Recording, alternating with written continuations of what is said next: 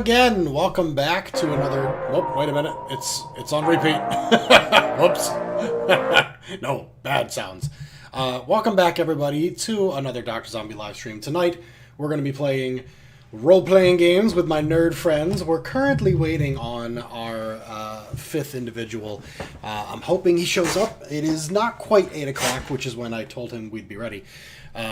So he still has some time, but I'm also concerned that maybe he's not going to make it, because I haven't heard from him, and usually I do in the lead up to the game. But now that we're all here and we're introduced, really quickly recapping what I'm doing, we're playing not Dungeons & Dragons, but we're playing a role-playing game, a story-based cooperative discussion type game without a whole lot of rules.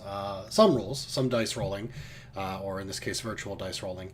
But for the most part, it is all Imagineering in your brains. So with that, I'm going to unmute myself and hold on and say hello to everybody. There we go. Hello. Hello. Guten Tag. Guten Tag, indeed, for so many reasons, and here's one of them. As you guys may know, I went to Walt Disney World last week. Just got back this weekend, and spent a fuck ton of money down there. And one of the things I bought with my fuck ton of money was this. It doesn't even fit the shot. It is a German Stein from the Deutschland. Yeah. Ooh, very pretty. You have both Deutschland and Germany on it. Isn't that redundant? It is redundant, and I think it's Deutschland for people who know that it's in German, and Germany for Americans who can't fucking read. And it looks like Tom is here. Dirty Dog wants one, yep. So I'm going to do ridiculous bullshit, and I'm going to take a bottle of beer and pour it into the Stein so I can enjoy it properly. Now, I'll ask the horrible question. Is that Stein actually rated to be drunk out of? I certainly hope so. Have you lost it, though? For what I spent on it. Would we notice? What? No. Shh, quiet. I know that it's Look, trashed. here, I'll what do you do notice? that later. It is one of a 10,000 limited edition. It's How can 10,000 be limited? well, it's limited to 10,000 of them. It's number 8,121. Made in Germany by, just says King. I guess that's the company, King. Yeah. Yeah. It's got all this information on the fucking bottom. Hello, Tom! Oh, sir? I was bragging about my Stein, and then everyone made fun of my Stein, so... Your Stein. Oh, shit, no! Don't drop it. Yeah, breaking it on the first time using it would be kind of bad. It would be very, very bad and dumb. But no, this was a foam coming out the top situation. And now I think I need to go get a napkin.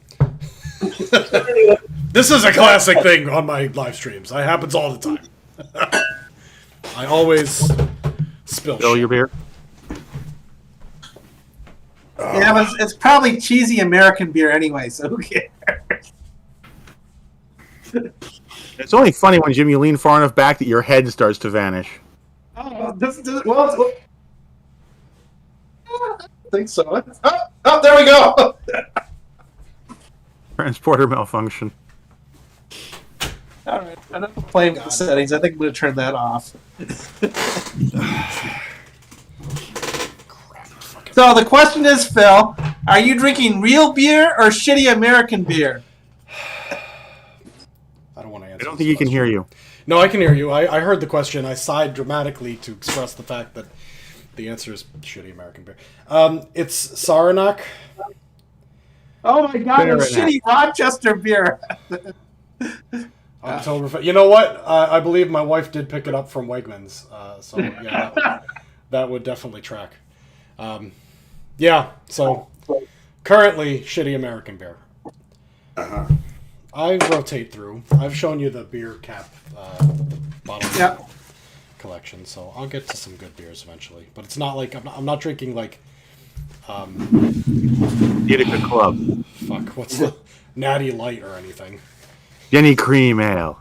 Jenny Cream Ale. Fuck. Yeah, I don't have a Jenny on the wall because, again, it's Rochester. If they have a bottle, I'll make sure to pick one up next time I hit up a Wegmans. I think it only comes in cans. Yeah, I think that's true. But cheers. Cheers indeed. That was 90% foam. All right. Hello, Tom. How are you? Oh, it's been a long day, so I am going to be yawning on you. Do not take it personally. Half an hour before coming to sit down, my body was like, you know what you need? A headache, a sore throat, and to feel very tired. Ow! Oh, Christ. So I took some Excedrin. And now, of course, drinking beer is helping, of course. Has the opposite effect on me. Tomorrow, I in all of my classes, because tomorrow is the very last day of the semester, tomorrow I am giving an exam in every single one of my classes. Ow.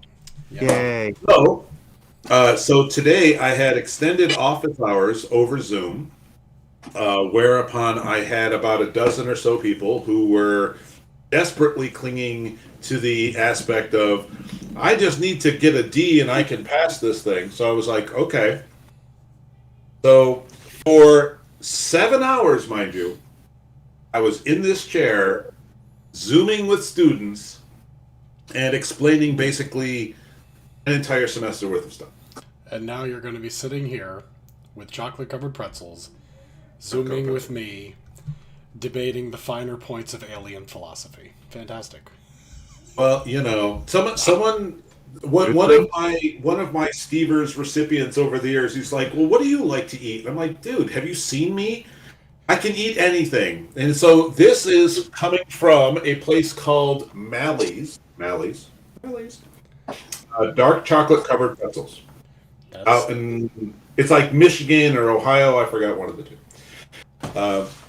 Yes, I have my Stevers is all over the dining room table. It'll be shipped out soon, and yes, everyone will get chocolate because it's chocolate. That reminds me, I need to send you a Christmas gift. I gotta fucking remember this shit. And because I will take money. Money? How? Wait. Actually, have you decided on a gift for me yet? No, I have not. Okay, you know what I want? Seriously? Hold on, give me 1 second. Just like 1 fucking second. Hold the fucking phone. Edit this. I just have to do something because if I don't, I'll forget. And then I'll be very angry at myself when the garbage man goes by and I have not given out my trash. Okay, go. Okay. I had seen Shang-Chi. It's a decent flick. I want the Blu-ray. Now, if that's outside of your price range, that's okay. Be honest and say so. But I do want that. And I haven't bought it yet. Okay, that is not out of the price range. And don't have anybody else buy it for you if, for some reason, it shows up at your house. Fair enough. No one else buy that for me. Is it out on Is it out on Blu-ray already? Yep. I believe so. Wow. It launched like a couple of days ago. Yeah, but I got Disney Plus for Black Widow. I just go watch it there. I mean, don't get me wrong. I've got Disney Plus as well. I just like having DVDs for those occasions when, you know, they're working on Greenlight or something like that. It's like, oh, look, my internet is trash, and so, hey, I can still watch my films. I went a little overboard at Stevers this year, basically, you know, in the whole... I'm still sort of celebrating my student loan stuff, so I went a little overboard. So you're probably going to get a little bit more than usual. Celebrating your student loans are paid off? Yes, the federal government forgave all of my student loans. No shit, they actually went and did that.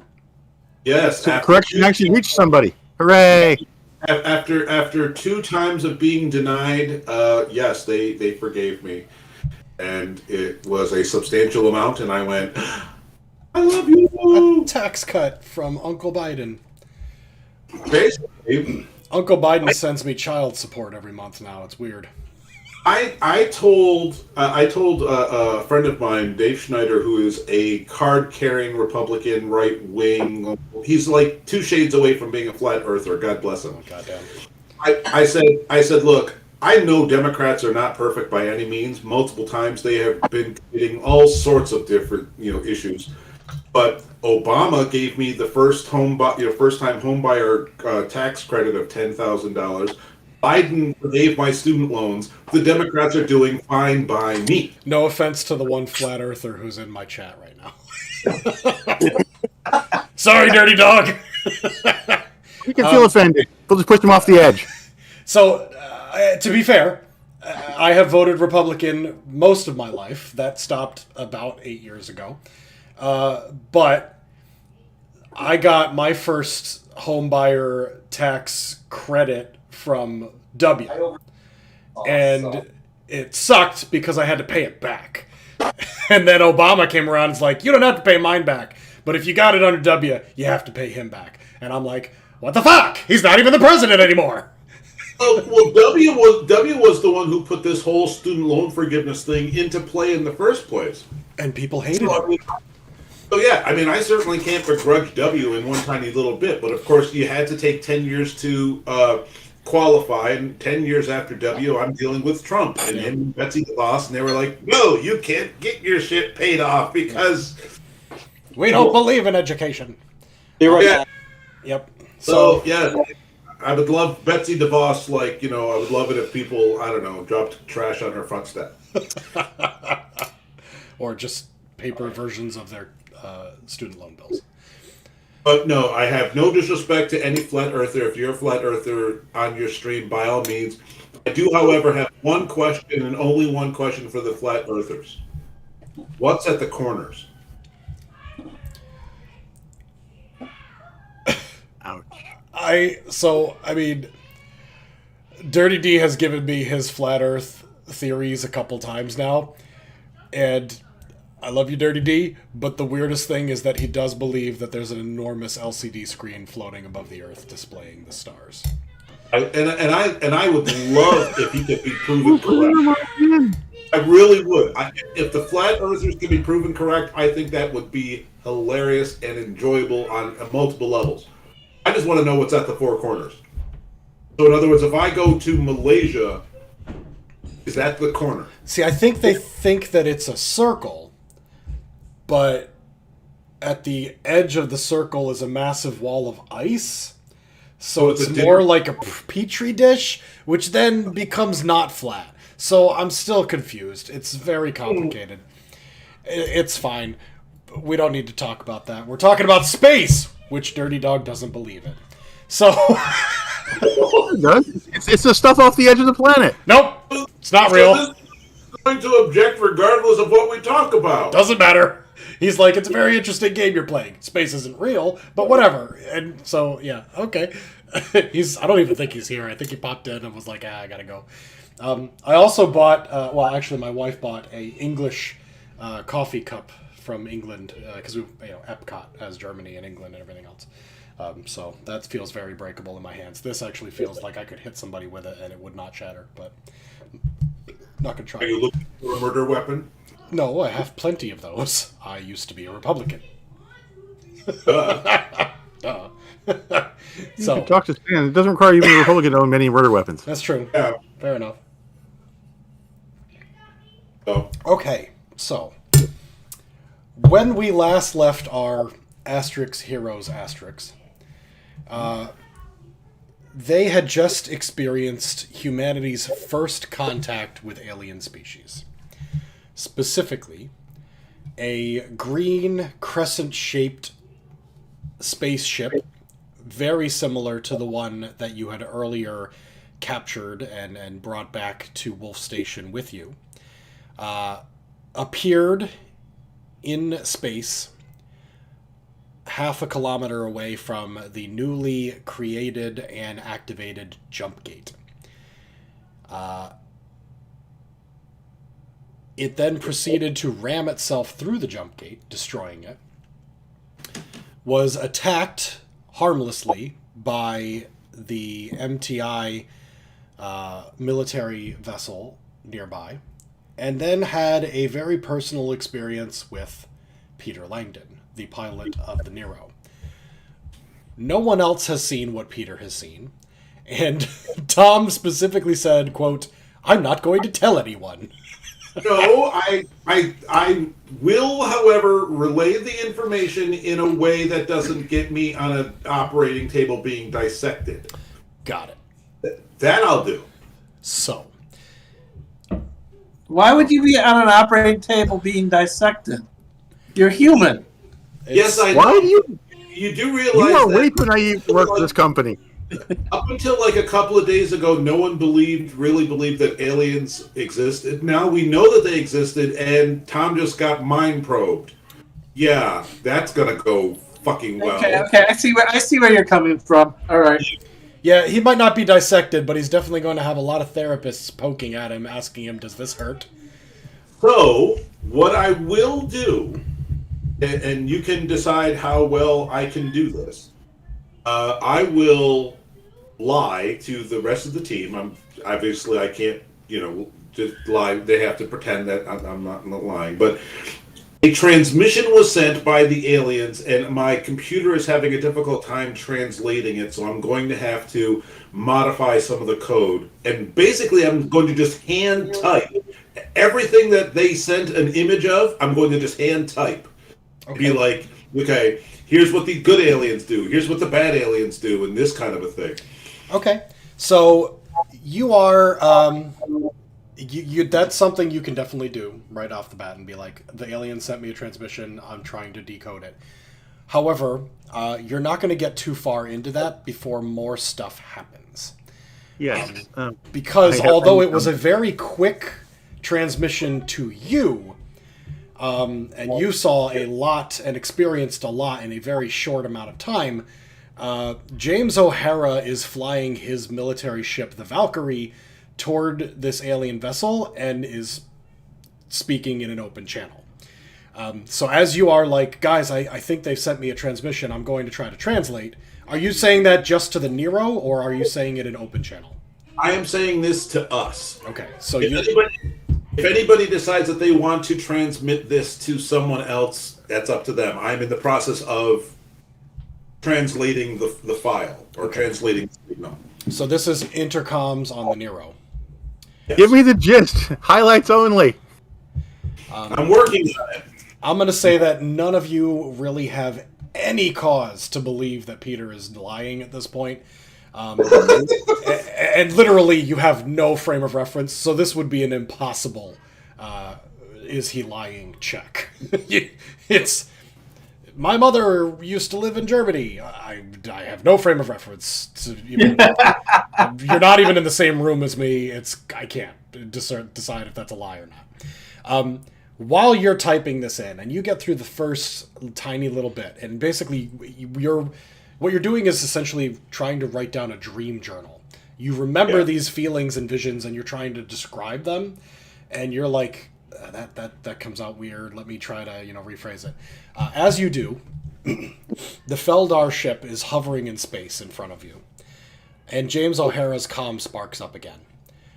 Plasma slugs appear ineffective. It's protected by some kind of shield. I'm switching to the missiles. Locking on. The Feldar ship rotates in space to face the Valkyrie as the comms window from their ship goes out on the Nero. So you're no longer seeing the picture you were. A moment later, you hear O'Hara's voice on open comms. "Oh God, no. Mommy, why?"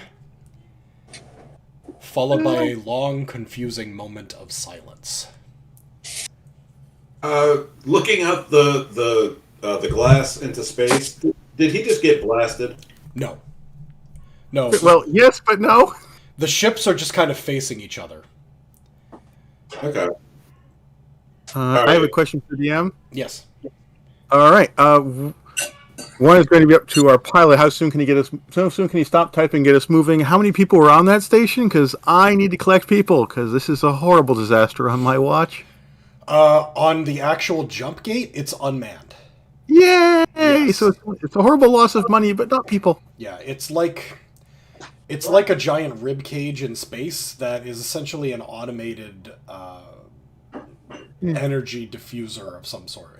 It's blah blah science blah that causes a ship that enters in at one point to go rocketing off in the direction that it's pointing.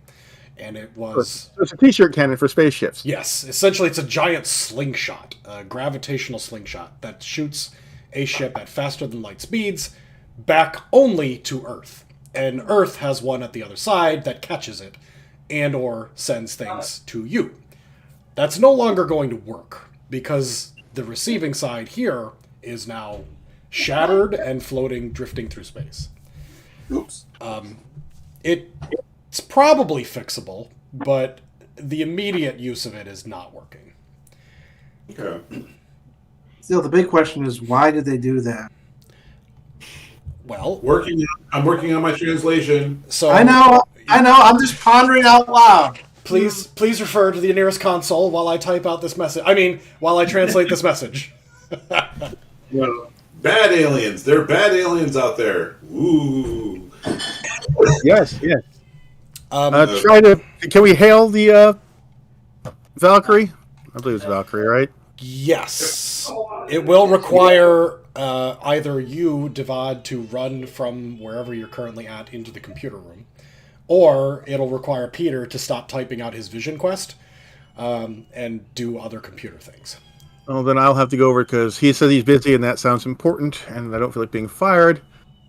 Yep. So I will head over. I will head to the computer. I will have to change decks and go over to the computer. I'm assuming you were in the lounge, her. watching out of the side portal like everybody else was out of the window. Mm-hmm. So you have to run up the ladder and head toward the computer. It's going to take me time. Yep. But I'm no longer staring at the problem. I'm trying to get to a computer. Yep, you're running through the ship to do that.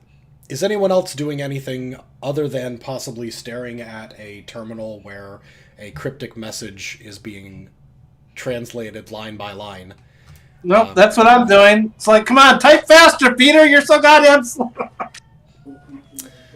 So Peter has gotten through the point where he's relaying to you a story about aliens eating fruit. It seems like they're talking about eating fruit and how the fruit makes them happy and makes them like each other.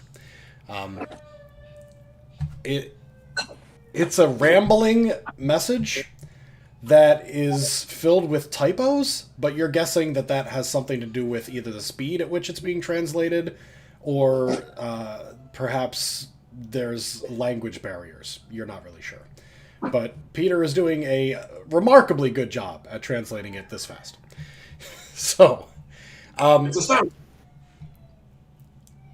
the voice... Divad is running up to the computer. You manage to run into the computer room and start accessing the comms channels when you hear another voice on basically public radio, public comms. It's the voice of Paul Reichman, the...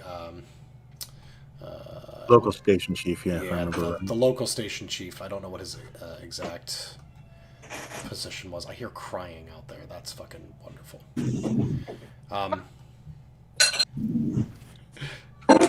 Station Commander Paul Reichman. He's still accidentally patched into all MTI vessels in the fleet. His voice is raspy with fear and rage. O'Hara, what are you doing? Destroy that alien ship. Sir. With what? Sir, I think it's a warning. I don't think they mean to harm us. Tell that to my jump gate. They did wreck your jump gate. This is going to be a shit ton of paperwork. It was an ugly jump gate anyways. Technical terms, yep. Your jump gate was ugly and it deserved to be destroyed. They are intergalactic artists. Yes. This is the equivalent of Space Banksy.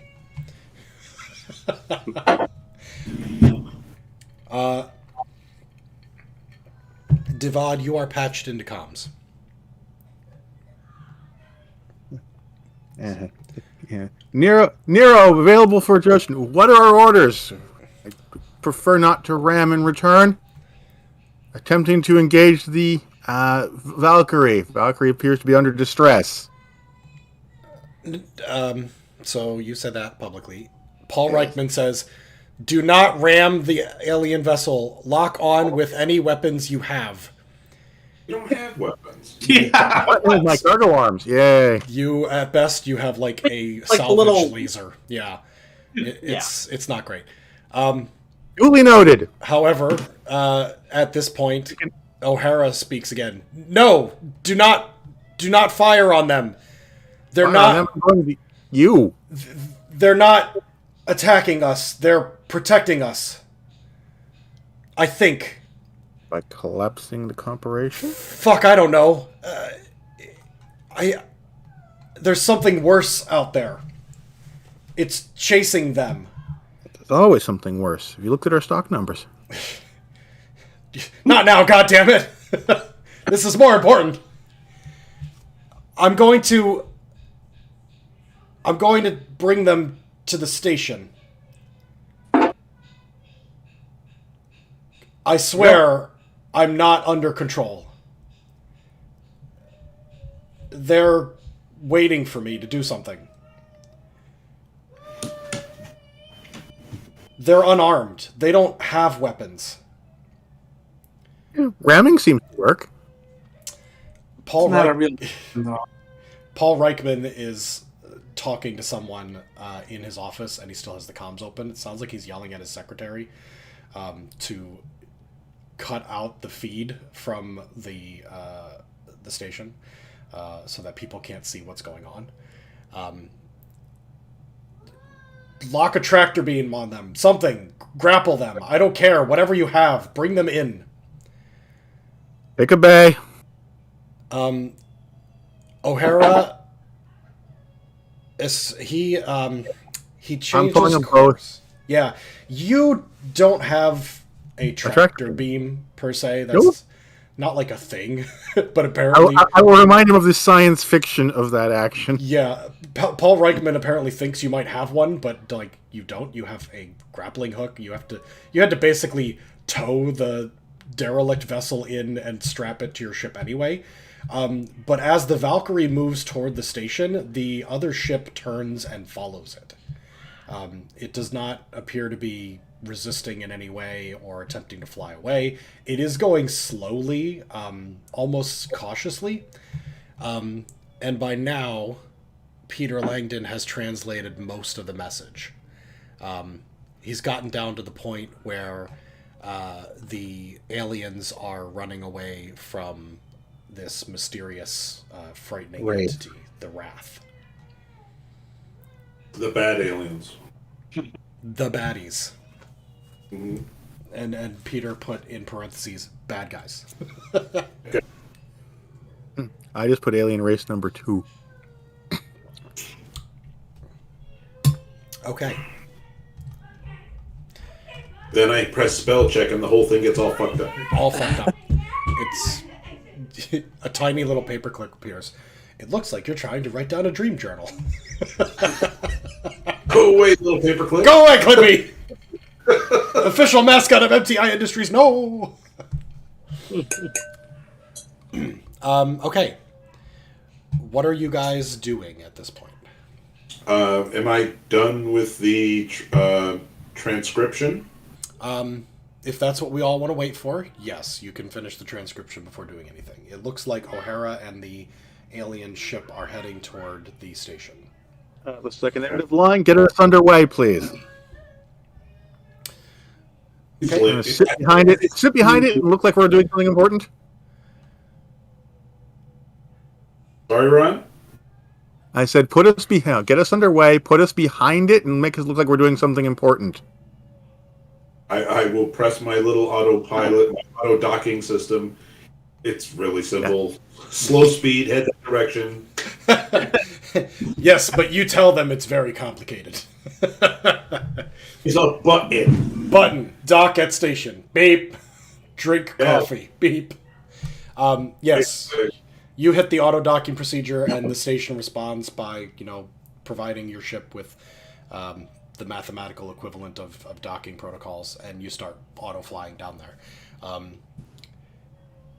What happens next is the Valkyrie escorts the ship toward a docking bay, one of the few areas of the ring, the Wolf Station, that small shuttlecraft can leave from, that are not like docked with the tube like your ship is, and essentially it is a large airlock. The room is sealed from the inside. The door's open. There's no pressure. The ship flies in or out, lands, they reseal it, they repressurize the room, fill it with oxygen, and then you're allowed to exit your vessel. The alien ship is small enough that it can fit in one of these, and the Valkyrie is not. It is a larger vessel. It's a military ship.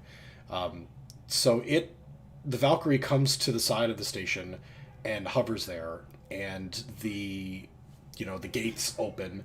And then the alien vessel floats effortlessly in and just settles onto the deck of the station, and then the outside doors, airlocks, close.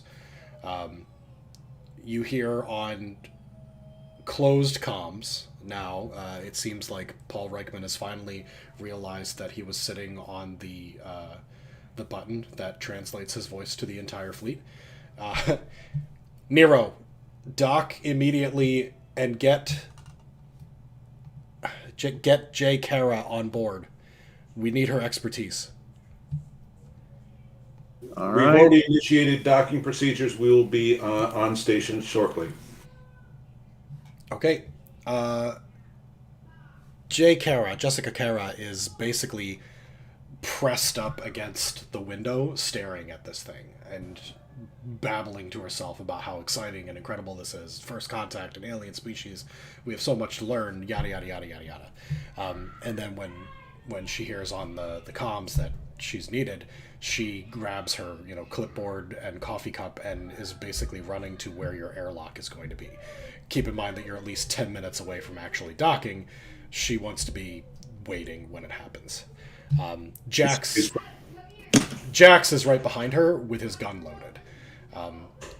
You're not going to go out there and see an alien without me being right there with a gun. This is not how we do things. For fuck's sake, the amount of children screaming right now is driving me insane, and I have noise-canceling headphones. I am so sorry. No, I can't hear anything. Lies and slander. Mostly over the sound of Stan's deep fryer. I can't hear My Stan's deep fryer. fryer is long gone. Ah, People in Just chat the- are talking about it. Ron's just delusional. That's true. only delusional. I'm improved. Nah, All right. If things are calm on the computer end, I will attempt to get. What is his name again? Open. Mr. Jackson to get spacesuits for himself and Miss Kara, because she's not going to pry herself away from that airlock. no. I Bring them mean, to her. She is suited up appropriately, so when she goes running off, things don't go worse. yep. It honestly, if you're docking with Wolf Station, it won't be an issue. The airlock will pressurize properly before she gets off the ship. I kind of figured she was going to want to run straight to the alien pod. Well, the alien pod is currently on board the station, Wolf Station. It's in a docking bay. So, in theory, once your vessel docks, she can run to the elevators, take them down to 5th level, and run directly to We're not going directly to there. No, you're going to be docking at regular protocol. Yay. Yep. And I'll do the way I can. Delay is good. I'll try to remind her that these things don't breathe oxygen, so Yes, a atmosphere rich in methane and hydrogen, like a soup. They're probably not going to be very comfortable down there. I hope they realize that. I'm sure they realize that. They're spacefaring. They should know that everywhere is possibly toxic. I can't wait to learn more. Did you see that message? It's full of all sorts of cultural and informative stuff. And there's another race, another thing to learn about. the concept of the fact that the other species, the other alien species, seems to be deadly and at least terrifying to the Feldar is completely lost on her at the moment. She's overwhelmed with excitement. Okay. Anything anyone wants to do before moving to the part where the ship is fully docked? I don't think so. I don't have. Not much we can do. Yeah. Engineer no care about alien. Engineer want fix seatbelt. Well, engineer care about I'll spend the time reading. I'll spend the time alien reading. shit. Everyone talked at the same time, and I heard like half of it. Yeah. Go. I'm going to make a couple backups of my of the signal transcription. Okay. The thing that you wrote? The thing that I wrote. Gotcha. Yep. One in your hard drive, one in a tiny piece of plastic that you're going to hide somewhere. Gotcha. Yep. Pretty much. Okie dokie. Jim, did you have something you were doing? No. Other than I want to try to follow Meredith because I want to see this ship, Okay. a real working alien ship. You are right behind Jax. Stan, anything you need to do? No, I don't think so. I was away from the computer when you guys were talking about the aftermath of this ring being destroyed. Was there any injury? Okay. No. It's the ring isn't what was destroyed. It's just the jump gate, and the jump gate is unmanned. It's a fully robotic, automated system that it's basically a slingshot. So no one actually lives or works on it. Once it was completed, it was a free-floating launch platform. Gotcha. That is controlled remotely. So fortunately, there has been no loss of human life. I wasn't sure if debris hit Wolf Station or. Nah, it's too far away. They intentionally didn't put it that close, in case of any sort of problems with launching. It is a experimental thing after all. Oh, it's space junk now. Okay. Recyclable resources. Divad, anything on your end? Yeah, I want to go over the transmission transcription with a fine-tooth comb. I may have some questions about some word choices with our pilot. Well, he is enjoying his coffee, and I ignore how complicated sailing a ship is, and he takes his time out of it for me. Okay. You are... Basically, I want to familiarize myself with the text so I have some clue what's going on. Okay. Make a check for me. Let's do... Investigation. Investigate, Ron. Investigate. Oh, I heard that one. You failed then, Ron. I will kill them. All right, let's go over here. I'm going to take my half, change screens. You're right back. All right, I'm going to take my half for 3 and see if I can get an extra 4th out of it. Oh, Phil. So The answer is no. I'm stuck at 3 with my half for investigate. Okay. The translation must have been very difficult because it seems to shift between a first-person view of the alien and Tom's interpretation, or Peter Langdon's interpretation. But you have no reason to believe that it's anything is off. Oh, no, I'm not looking for that. I'm just looking for, okay, do you think they actually meant that word? Yeah, there's a few things in there that there's like a word that just is completely doesn't make sense. Like the word pear appears a few times, and you're like, it must be the computer picking the word pear. Instead of... To find a fruit, so you picked pear. Yeah, exactly. One with apple. Exactly. It didn't pick pineapple, apple, cherry. It said pear, the pear. And when talking about weapons, it's very confused about the term for weapon. Tool comes up. Spear comes up. But other than that, it seems pretty decent. Looking for words that corporate speak will want to glom onto and run with. Yeah, it's not great as far as corporate speak goes. It's real bare bones, like a campfire story, kind of. Okay. Probably got articles and prepositions. I am going to go yell at a child, and then I'll be right back. I'm not even going to leave the Don't room. yell at them too much. Oh, no, I'll get a beer. That's what I'll do. And while I'm getting the beer, I will hit a child with a stone. Do not hit the child with the stone. Guys, I am using the computer microphone. You are loud and obnoxious. Yes, he is yelling at the child. No. I will probably be on campus on Friday. But I told my students that I would like to leave at like noontime or so. So if you guys want to do some lunch on Friday, I fortunately will be occupied with my colon exam. gotcha. And Gotcha. Ron's my ride. Well, yes, you have to have the ride. And I am doing my own doctor that day. Now, Tom, when are you free for me to drag you over to Millennium? Geez. After this week, I've got finals on Wednesday night of next week and Friday night of next week. So, pick an afternoon. I'm good. Okay. Yeah. In fact, I made myself a small list of Don't have children. board games that might be interesting. I couldn't find any really decent 6-player games because most of those 6-player games that are like, on like the top 10, top 20 list, I've already got them or somebody already has them. So I mean, like they recommend like Arkham Horror, Code Names, and stuff like that. So About that new one, Ron? You remember what it's called?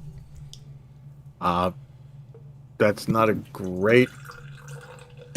I don't remember. All I remember is we spotted a 6-player game that looked weird.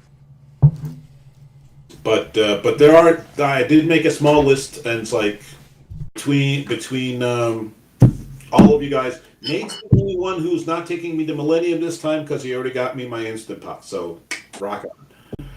So Have you used that very much yet? not yet because I haven't really had the opportunity to actually do some cooking. But I'm going to grab myself a nice recipe, and when I go grocery shopping, I will grab all the fixings. The basic thing that everyone keeps telling me is it's still extremely helpful and very useful and so on and so forth. But if you're still doing baked beans, chili, or a stew, nothing beats a crock pot. Yep. Just straight up, if you're doing one of those three, just stick with the crock pot. So it's like if Stan does the barbecue and I do the whole Swan's chunko bacon in the baked beans. Again, yeah, that's crock pot. But it's apparently a yogurt maker, a rice cooker. It's a little bit of everything. It's just quicker. So Let me know how it works out. I've been pondering getting one of those for a while.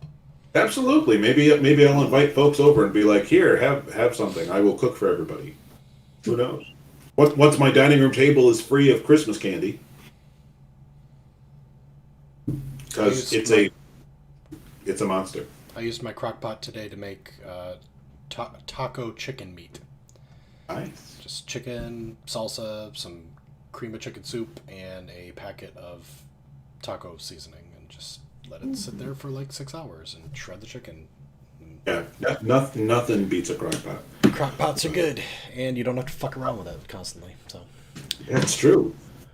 You have low, high, and off. I used my crock pot over Thanksgiving, but I made one minor error.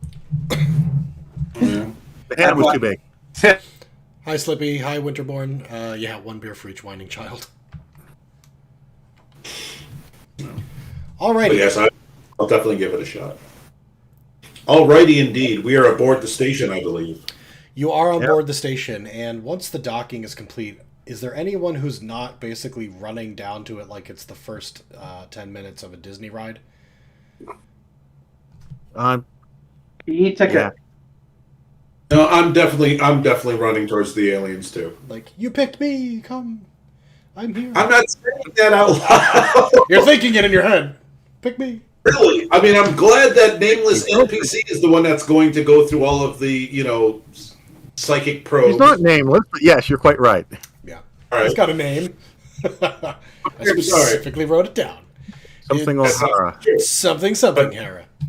But he's the one that's going to go through all the psychic probes. Yeah. So as you're running down there, there's an inordinate amount of traffic on the station. It seems like pretty much fucking everybody is running down to Deck 5.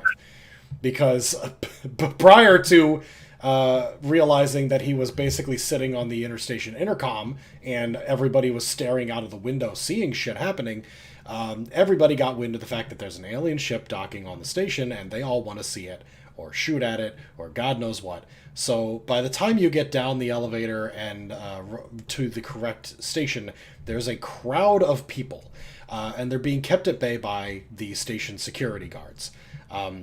Yes. I said, put Jackson in front, stay around O'Hara, and try to shove my crew through the front, make contact with security to get us through. Go ahead, Peter. When we took out the crackpot and his little mini gang of anti-alien, nutbags, we are certain that we got all of them, correct? So there are definitely going to be people on the station who simply don't think the aliens are going to be good.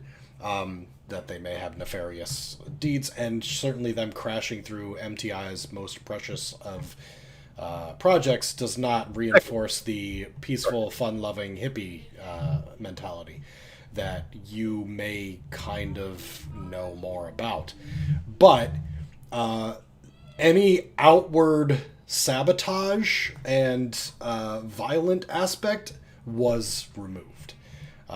It all calmed down very quickly, and talk returned to that, hey, how about that jump gate? That's pretty cool.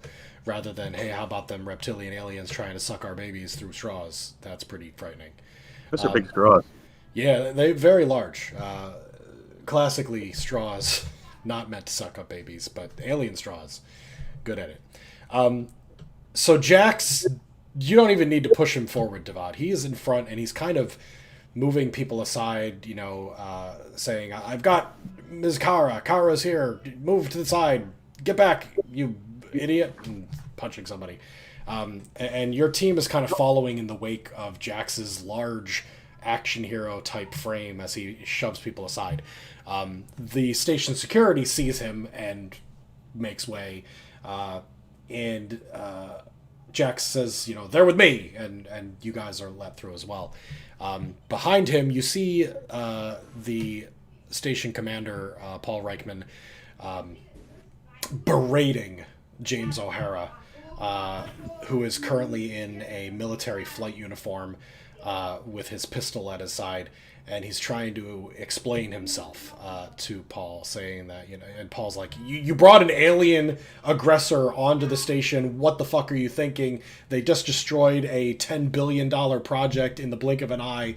How can you claim that they're, peaceful? And he's like, I can't explain it, but I saw something and they're trying to warn us. There's something out there that's going to kill us all. And he's like, I'm going to kill you right now if you don't fucking get that goddamn alien's spaceship off my station and blow it up the way I told you to. And Jessica pushes forward. Can I get the station chief's attention? How? I was going to speak in terms of use bureaucracy, speak to him in terms of money. The jump gate was our most valuable thing. Now that alien ship is. We are the only people with a working alien faster than light ship. You want to blow that up? Let's make a... You can go to the board meeting for that. Make a bureaucracy roll, because right now what's going through his mind is less about that project and more about how it's going to look on his fucking bottom line, because, it's his fault the thing is destroyed. Kind of like a minute ago, you were thinking, oh, fuck, my project is destroyed. He's thinking the same thing. Yes, and I'd like him to keep thinking that so he doesn't blame me. But yeah. Roll 4 dice to hope for lucky. 5 successes. 5 successes is pretty good. So you start by clearing your throat, and you start explaining, hey... If I have to, I'll toggle to diplomacy, but I figured he'd speak bureaucratic better. Look at the big picture here. We're talking about, exclusive rights to, alien contact and MTI directly benefiting from that. And obviously they can warp at faster than light travel. And as you're trying to distract him from that and calming him down a little bit, Jessica steps forward and grabs Paul Reichman's shoulder and is like, "Open the door. I need to get in there now." And he's like, "Why? No, it's not secure." Well, then make it secure. You can't just go in there. That we'd have no idea. And as he's saying Someone needs to stay here, so put her in one. James O'Hara steps aside and goes to the airlock and starts punching in his code. The doors begin to slowly open the way that an enormous multi-ton airlock would in a dramatic sci-fi setting. We have the theme music. Come on, play the theme music. Yep, very low, dramatic theme music starts playing. Beyond the doors is this alien vessel, and it's actually floating a few inches off of the ground. As the airlock fully opens, Jessica Kara takes a few steps in, holding her clipboard and coffee mug weakly by her sides, staring at it. And a small opening on the top of the ship lifts up, like the lid of a stein, just kind of goes up in the air like that. And a tiny little head, not tiny, a large head, by your standards, with a plastic bubble on it, peeks its head out and is looking around the crowd. It clearly resembles one of the aliens that you saw previously, Stan, and Tom, and everybody, really. One of the dead ones from the vessel. And it climbs out from the vessel and slides down the side, landing on the floor. A tall, lanky, humanoid-looking creature with pale, I think I said gray skin, with just like a large bubble for a helmet and a skin-tight green suit that covers the rest of its body completely. It stares dumbfounded, is the best word, at the large crowd of people who have gathered around it. And again, it's about 30 feet in the airlock. And then a second one pokes its head out of the top of the vessel and looks around as well. You're now our translator. The creature holds its hand up in front of Jessica Kara, who holds her hand up as if she's trying to like mimic it, and then the hand weakly falls to her side, and she kind of has this sort of dazed, blank look to her, like she's half asleep, for just a few moments. And then the alien lowers its hand down. The second creature emerges from the ship, and it has a wicker basket in its hand. With fruit, I'm guessing. Filled with a lumpy purple fruit that you've seen before. Only these appear to be much fresher and not rotting like the other ones are. We did expose them to hard vacuum. And it slides down the side of the ship and walks next to the first one and holds the basket out in front of it. I'm gonna say no. I'll eat it. Am I anywhere close enough? I'll go take one. The entire crowd is just in stunned silence. Tom, they brought fruit baskets. Jim, are you just gonna like run up and grab a piece of fruit? No. I'll have some decorum. I mean, how much of a crowd is there between us and them? You guys were able to push through, so you're actually standing in front of the crowd. It's you, the rest of the crew of the Nero, Jax, Jessica, Paul, and James O'Hara are all kind of... I'll walk forward. I won't run, but I'll walk forward and try a fruit. Why not? Okay. What are you? Don't do that, you imbecile! We don't know if we are compatible with it.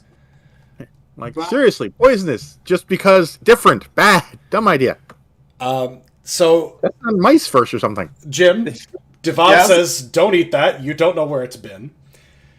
You get within 10 feet of the aliens, and Jessica goes, don't eat that. It could be poisonous. We have no idea if you could eat that. And the alien is holding the basket up to you and smiles lightly, like, like you're about to accept its gift. Yeah, sure, I'll go for it. Why not? They wouldn't offer it to us if it could hurt us. Okay, you reach out and grab a piece of fruit. Wow, The you have a aliens lot of both, stock options, don't you?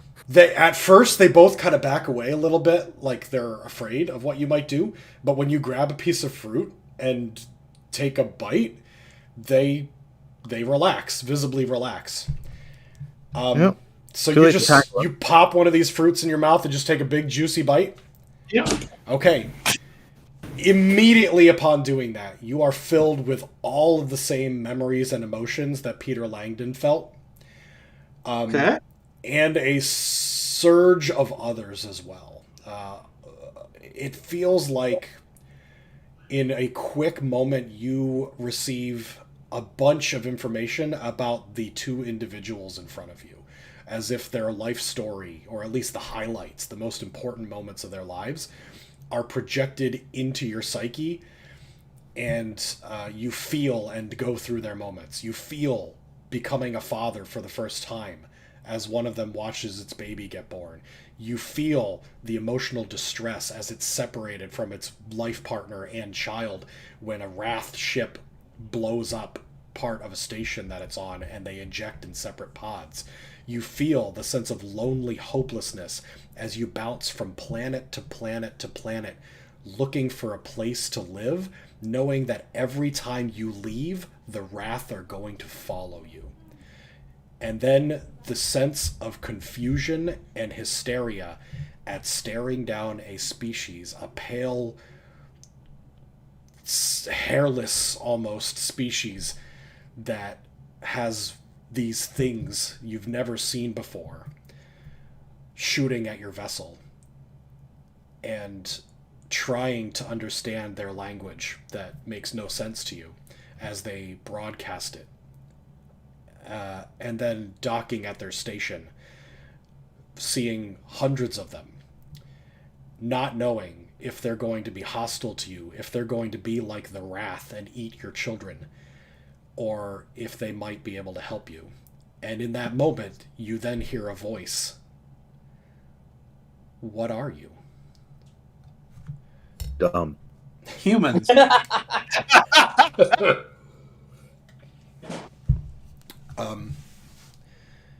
The creature in front of you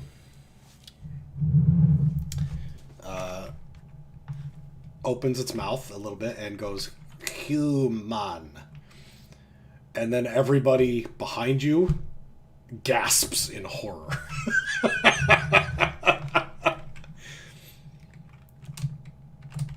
I'm going to point to myself and say, Peter. You're not Peter. I'm not. Am I not? No, Arthur, sorry. Yeah, that's going to confuse them. Peter. Wrong head.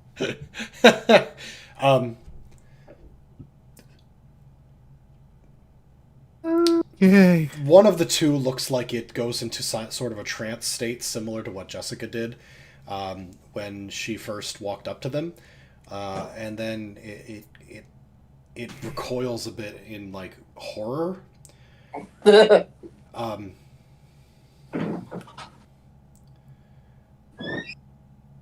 Yeah, we're pretty crazy creatures.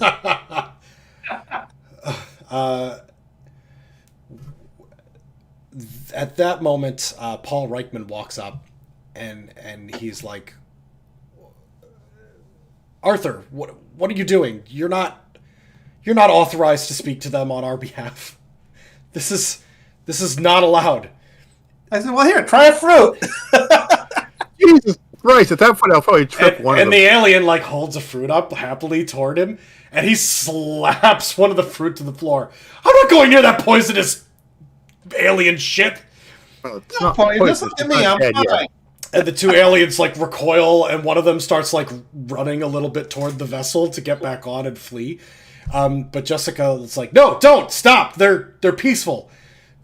They're trying to communicate. Just calm down. God damn it." I offered the fruit. I took a bite off to Jessica. So you want to try a piece? She looks at it hesitantly. Do you feel okay? Yeah. Can I get my doctor over here? I feel fine, but it was almost like I was for a moment part of something else? Oh man. You know, like in the science fiction books with the hive mind type thing? So she's like reaching for the fruit, and Jax is like, don't do it. You don't know what that does to you. Think like a scientist, goddammit. Don't eat that shit. And Jessica's like, you're right. We have to be cautious. We don't know. Arthur, you need to get yourself to medbay. That could poison you. You have no idea what it's going to do to you. I feel fine so far. And then the alien in front of you goes, it's food. It helps us to speak as one. And we like to speak as individuals.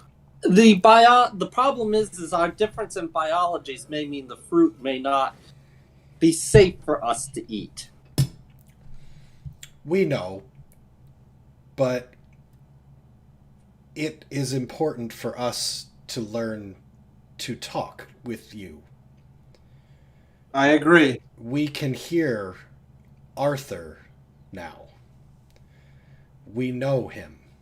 I'm sorry. Some of what you learned about me, please. We have many questions for you.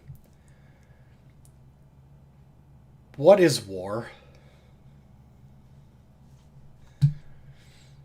Oh boy, get a dictionary and a shrink. So, man, there's so much going on. I haven't gone through the experience, so I can't answer them the way I want to. Why do you hurt each other? Minor differences. Money, wealth, power, idiocy. What is power? The ability to make others do what you want. Are you taking over for this here? There? No.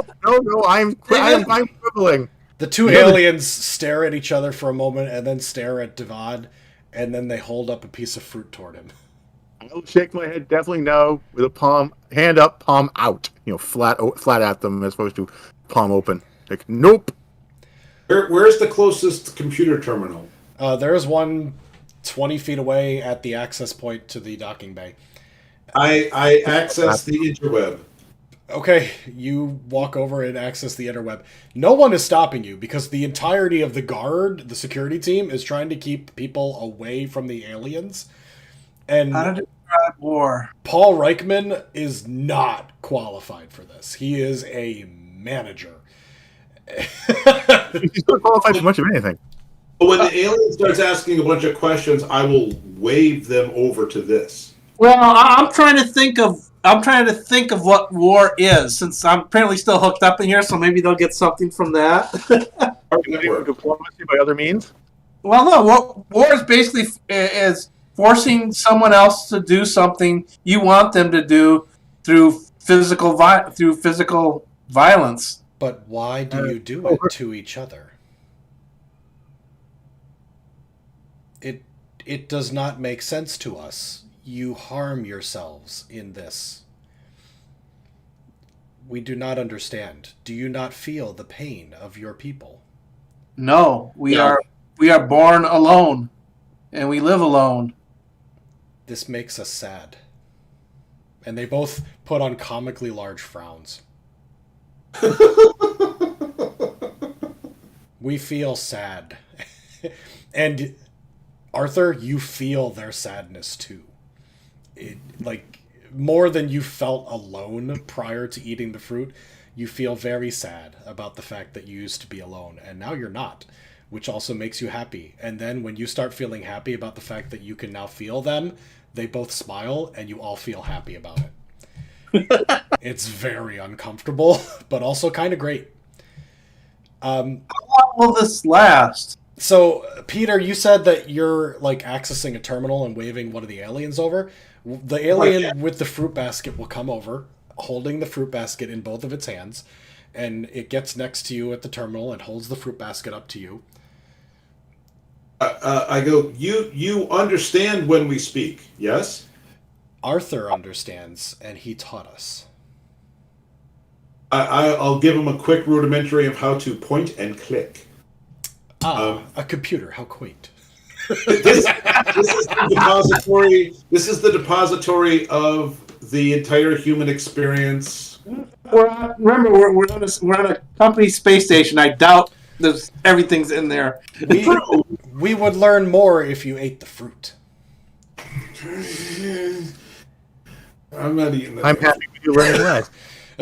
To quote myself in a previous campaign, I'm not putting my dick in that. I'm not putting my. We haven't achieved mace to face yet. Yes. Yeah. Peter's not a huge mega fan of getting the whole mental probe, so no, I'm not going to. That's enough. This is pinging all sorts of uncomfortable things on your radar.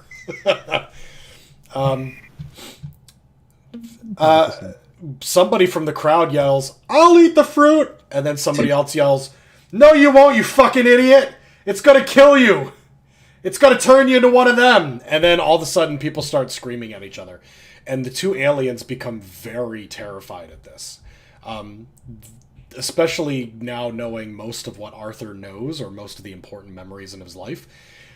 You guys did experience a riot less than a month ago, or just over a month ago. So they are terrified of getting injured.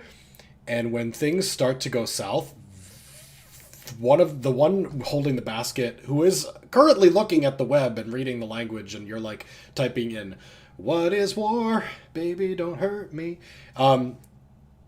He drops the basket of fruit and runs back to the vessel. And the other one starts running as well. Jessica goes, "No, wait, stop, please, don't." But they run back to the ship and they start clambering up the side, kind of awkwardly. Because I'll give them a push. You give them a push? Yeah, well, they want to get up. I know they want to. You realize if they smash out of the bay, we all die, right? So they both get to the top of the ship with Arthur helping, and Paul is like, "No, wait! Those things are valuable! Keep them here! We need to learn how their hyperdrive works! We can fly home in an instant!" And then one of them reaches its hand out for you to help you get up into the ship, Arthur. And I'll say, my engineer. I'll shake my head and say, "No, my place is here." It nods. Give them the fruit. They will learn. And then they seal themselves inside the ship. They don't go anywhere, but they're now inside the hull of the ship. Paul,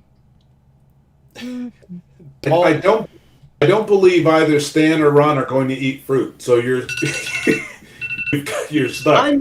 I might eat it, but I want to take it back to the lab and do some analysis on it first. I'll go over there and get the basket that the one dropped. give me a couple minutes. I have to go put the kids to bed and take the trash out. But you guys can discuss amongst yourselves what you want to do, and the live stream will hear all of it. So.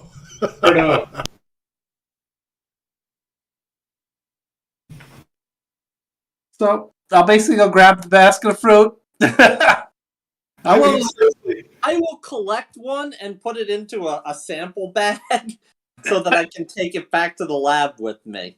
I feel so sorry for Phil. He's gone fishing like 5 times and he can't get a nibble. I'm just like, come on.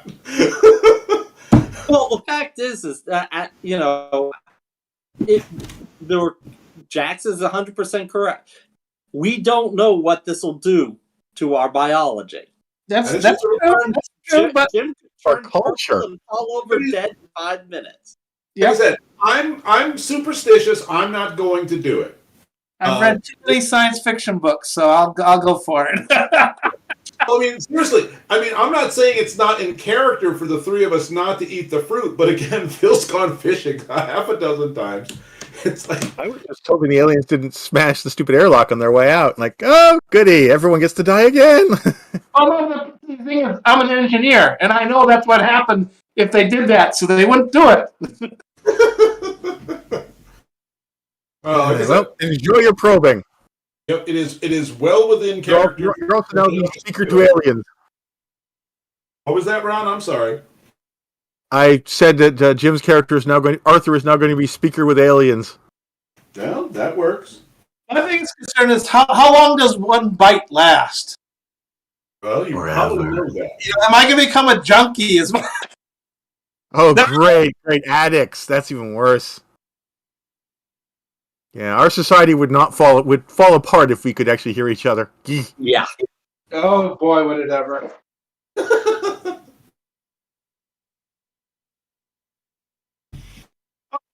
My big question is, since they learned my language from me, I wonder if I learned theirs as well.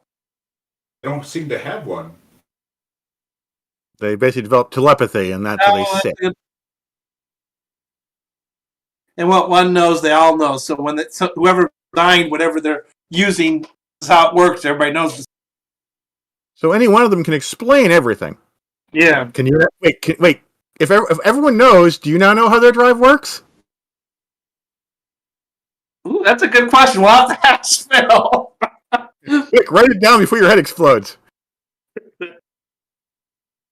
Also, solve this P equals NP math problem. Nah, forget that. It's engineering. I'm an engineer. It's like, okay, oh, it worked. Oh, it does this. And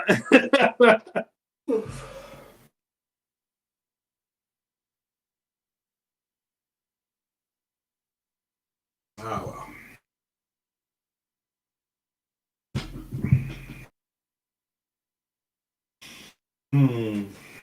That's weird.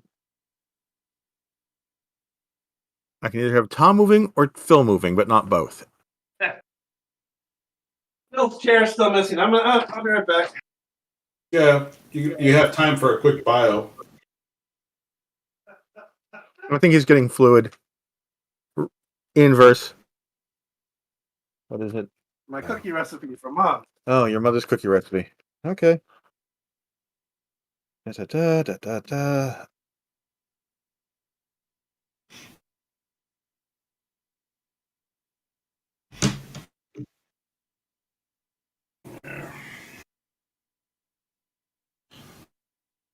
Hopefully, after today, I am mostly on my own timetable, with the exception of final exam night.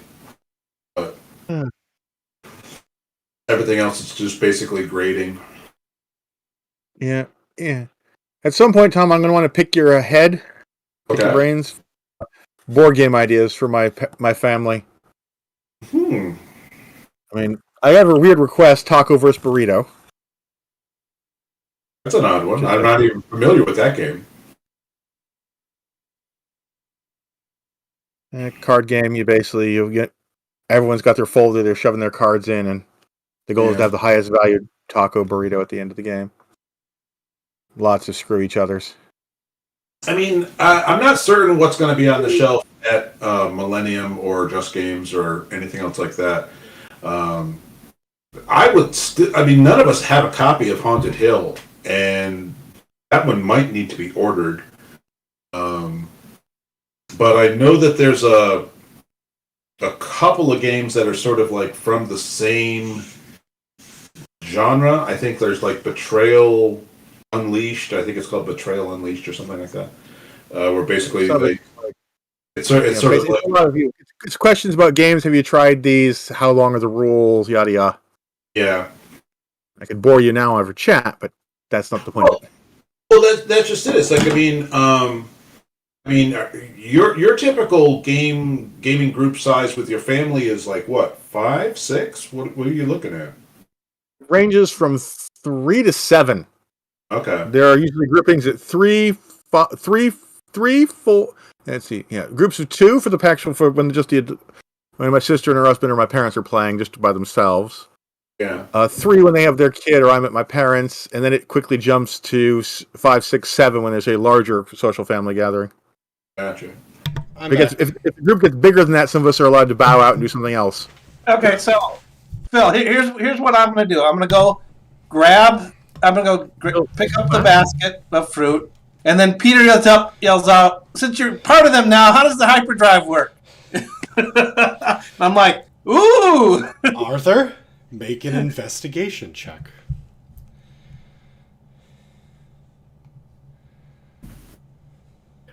Because we had this thoughts of if they know everything, if one of them knows everything, if all of them know what one of them knows, then he knows what they all know, right? Oops, wait, wrong way." Yes. It's 5d2, not 2d5. 3.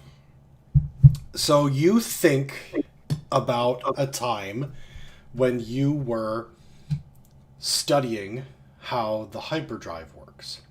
And sure enough, after thinking about it in your head for a moment, like, I try and remember how the hyperdrive on the ship works, you summon up an image of you sitting in a lecture where a alien who you recognize as a member of your own species is talking in a language that you understand and is trying to describe in very technical terms how the hyperdrive works.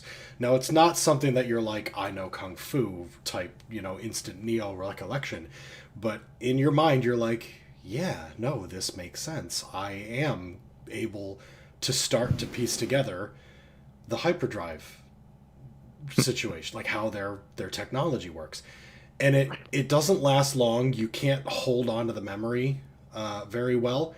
But for a moment, you're like, yeah, no, I do understand. It's a bubble thing, and the physics work fine. We could replicate this. It's just, fuck, I just had it in my head. And as you think that, one of they're both sealed in their ship now. Yep. They would be happy about this. They would smile, but they're inside, so they don't know you did this. No, don't. So they're not that hive-minded. No, or again, you wouldn't know this, but while Arthur is able to conjure up memories, he's not hearing their voices in his head. He's not connected to them in any way right now, but he is, again, you don't know this, but Arthur does. You can pull back memories of their life and memories that they have of other people's lives, and they can pull memories from you. Right. Kind of like talking. But communication needs to be closer then. Okay. I'm going to get close to Arthur and kind of say it softly so that only he can hear it. I would love to see the inside of that ship. You do. Well, Peter says he'd like to see the inside of that ship. He's an engineer, so I'm kind of hoping to pluck on that little curiosity string of his. You're like, don't you want to see the inside of that ship? Yeah, but they're scared right now. Let's give them time to calm down before we try to, All right, can we clear? So basically, we need to clear the crowd, but I didn't hear that. Private space. So is security successfully quelling the riot? Can we get rid of the crowd or no? So Jessica's standing right next to you both as well, and she's like, yeah, I think it's a good sign that they didn't try to leave, but... well, they didn't leave. I'm willing to bet if we open the doors, they will leave, but they won't break through them. Well, then, let's not open the doors. If they're not trying to get out of here like a hornet, then let's just give them some space. So your question, Ron, was, is the security team able to quell the riot? They are. Once the aliens have gone back into the ship, people are a little less violent about it, but people are... Now there's a chant from the crowd, a small portion, maybe 10% of them are going, give us the fruit, give us the fruit. And no, I saw the one I took a bite out of, I'll throw it into the crowd. You're going to hurl it? You asked! Okay, roll. I shoot him. Roll a fucking skill check. What do I have? I can try to throw to intercept this. It will fail miserably, but I can always try. Athletics. You can throw your little book that you carry around with all of the Let me throw myself at him.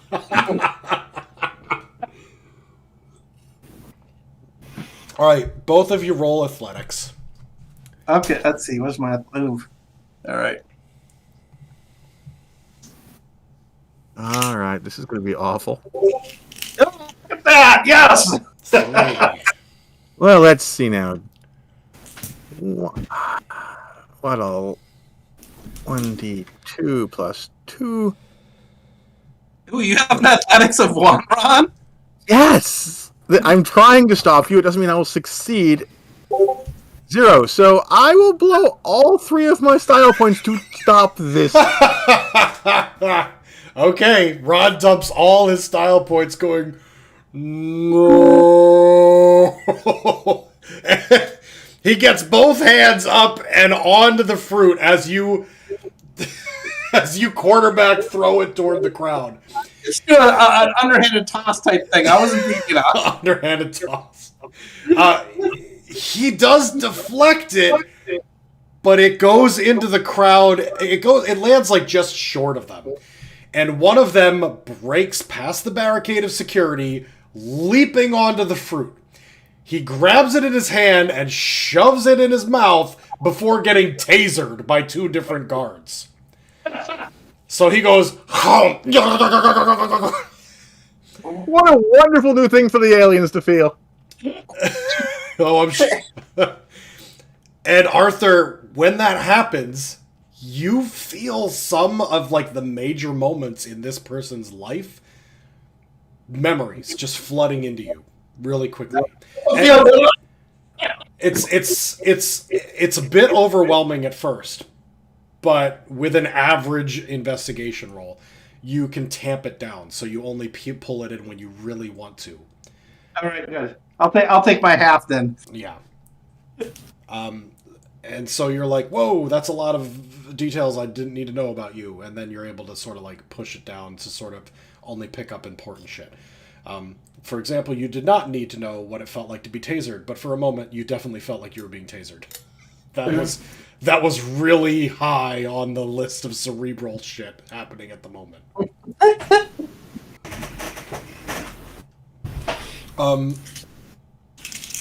So yeah, he takes a big juicy bite of it, gets tasered, and then the guards drag his ass away, leaving behind a mostly eaten pear, as it were, on the floor. Well, the rest of the crowd can get to it. But Paul Reichman's like, get those fruit, keep them away from people. Don't let people eat them. They're poisonous. You could die. Tell everyone you could die, goddammit, if you eat this fruit. We don't know if they're poisonous. If you let me get to a lab, I can tell you. This would definitely be a stage whisper. Hang on, let me get it. Stage whisper. That's a skill. Yes, it is. Mathis, it might be in our best interest if the crowd currently thinks it is poisonous. Yeah, except they've seen 2 people eat it, and neither of them have died yet. One of them is currently foaming at the mouth, but that may have had more to do with the fact that he just had a bunch of volts shoved through his body. There is that. So what's going to happen now is they are going to secure the crowd, close the airlock gate so that people can't see the alien ship anymore. Jessica is going to take the fruit, and she's like, we need to go and analyze these immediately. I need access to the medical lab and my biology lab. And she basically splits the fruit half and half with you, Stan. I only one. Before I give up the fruit, can I try to palm some of them? No. Well, so you could have, except that Jax definitely noticed how willing you were to suddenly spread this shit across the station immediately after taking a bite of it. So everyone is quite concerned with your mental state. Yeah, basically you being like, this is delicious. Here, have some, and start hurling it at people is making people think that maybe this shit could be bad for you because you're trying to spread it like a virus. Okay. You're COVID coughing all over people. Yes, Tom? Can I palm one? You are right next to the basket. Yeah, make a roll. Larceny? Yeah, this is right in your wheelhouse, too. Yeah. Okay. I'll admit I'm probably lying on the floor winded at this point. That's more exercise than I usually get. Peter makes like he's picking up the basket to give it to Jessica, and at this moment you're going to try to palm one. I am gonna palm them. I'll take my average of 2, but I get it's 2. It might be 3. Give me a moment. Yep. And she's gonna see if she can notice you do that. It's a 2. All right. That is. What is the perception? There it is. It's a secondary attribute. Yeah, perception is the secondary. Okay. So you rolled a 2. I got a 2.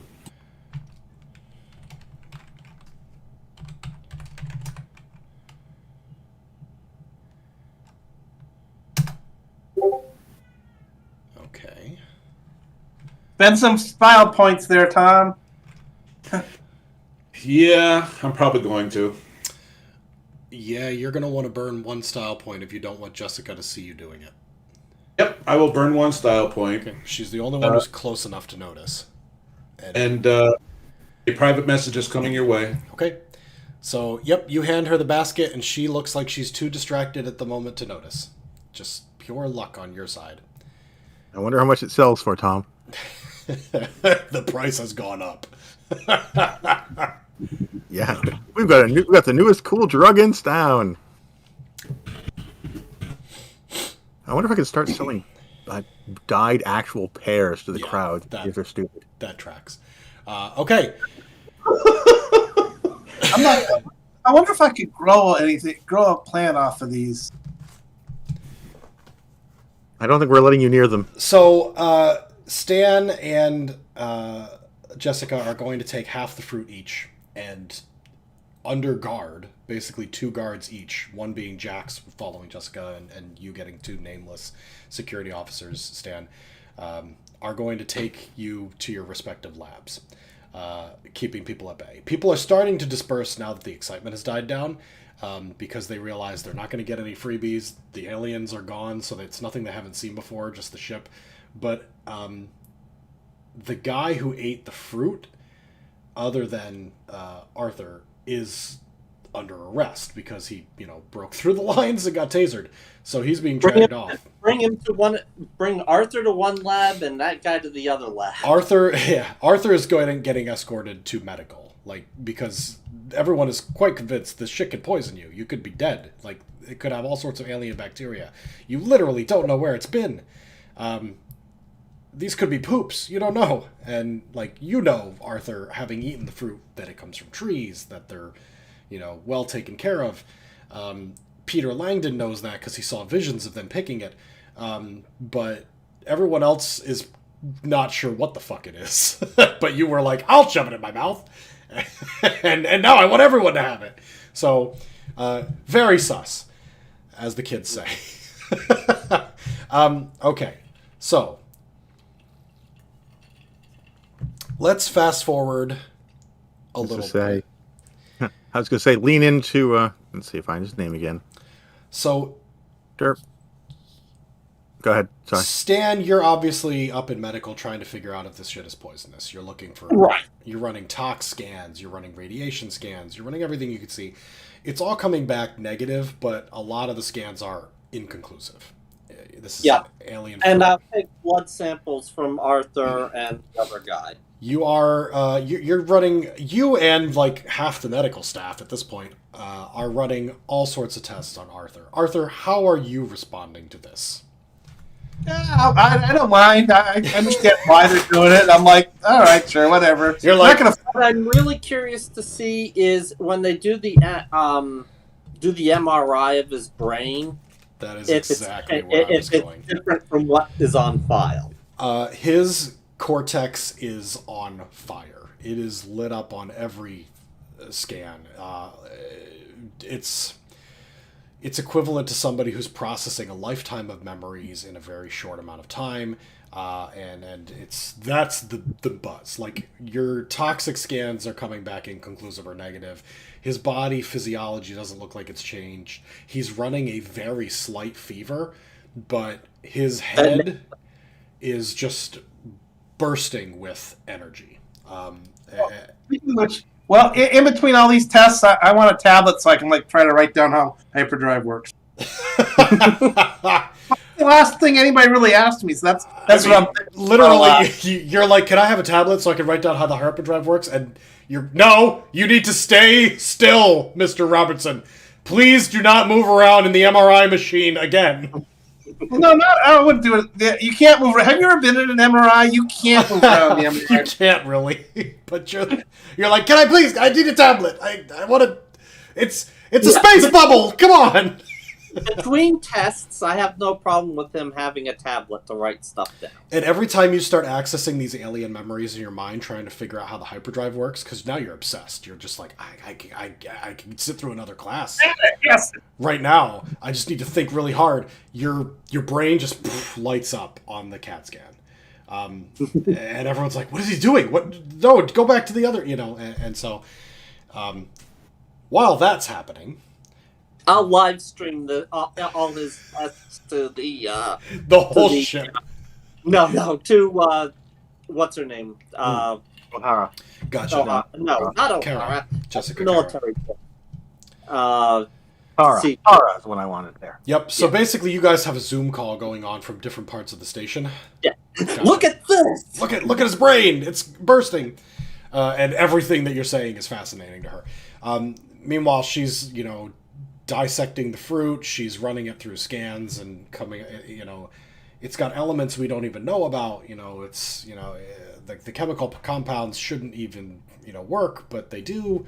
And she's going crazy on her own, and she's got a team of biologists running around in her lab as well. Meanwhile, Jax is asking her every couple minutes, is it safe to eat? Can you eat it? Is somebody going to die? What's going to happen if you eat it? And she's like, I don't know. I don't have these answers. It's going to take time. But Jax seems overly preoccupied with the thought of consuming the fruit. Meanwhile, we have two other members of our squad here, Peter, Langdon, and Devad. What are you guys up to? We'll start with Peter. You know what I'm doing. Fair enough. Like you're not even waiting on that shit. You're like, everybody's gone. Great, I'm out. I got stuff to do. Basically, yes, I have a finite window here to work with. Like you're not even creating a decent excuse to get away from Devad. You're like, I left something on in the ship, the stove. Gotta go. I think I left the oven on. Phil? Yeah. I said, gotta get his character name up so I can actually say this correctly. Slide. Peter. Yes, Peter. I love Try it. dyeing some. Yeah. Peter, try dyeing some pears. I think that would also sell well. I think he's going to sell some.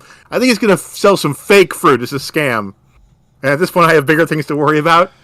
I don't realize he's got a real fruit. You don't know what type of person I am. You don't know that I do this stuff. Ron, I actually got to read part of your personnel file. Devad actually has a very small amount of knowledge that you took a finger. So he does know that you have in the past stolen alien stuff to try to do something with. I don't think he's got a real fruit. I'm just suggesting if he's good. I suggest he tries selling real fruit dyed blue. Other than that, he definitely doesn't know that you stole some money off of that guy. Which, No, I don't know about the money or the fruit. and he doesn't know The that line you got a about piece of fruit. I just So know that you're. technically, it's Peter's like, I gotta go, and you're like, wait, why? What? No. Yeah, that's not why. I just tell him to try selling some blue dyed pears. What are you? I- Sorry. I ignore him and I keep going. Yep, that sounds like a great idea. Bye. Devad, what are you up to? Hoping whatever these people are going to do doesn't cause me too much of a headache. Yeah, it's sort of like that moment where you're like, okay, team, go. And your team runs off in different directions, and you're left going, I have nobody to manage. Yay! That's Shit. good because it means I can relax. It's bad just because I'm not managing anyone. It doesn't look like I'm working. I have over-delegated. Yes. All right. And then Is immediately Reich- you're like, oh shit, I gotta fill out a lot of paperwork. Yes. And is Reichman around at all? He's sort of standing next to you with almost a mirror image of stunned silence, because everyone that he controls has just run off to do their jobs. So he's staring there, you're staring there, you both look at each other. Okay. How do we report this to corporate? I think we need to write a lot of paperwork. Let's go write paperwork together. Let's go do this. You can tell me what happened. We can fill it out, and let's try to make us look good. Yeah. Let's definitely try to make us look good. Yeah, because this looks pretty bad right now. Also, but I need to... You could start on that. I need to take care of this. And he starts securing the airlock. Basically, round-the-clock guard, code access only. He's locking it so no one can get in. Hell, just depressurize it. He might do that as well. Okay. Where are we? Well, I have paperwork to fill out and make myself look good. All right, let me...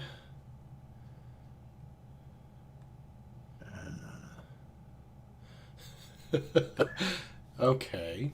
Give me a second here. I'm dealing with private messages. Yep. Or I said private messages.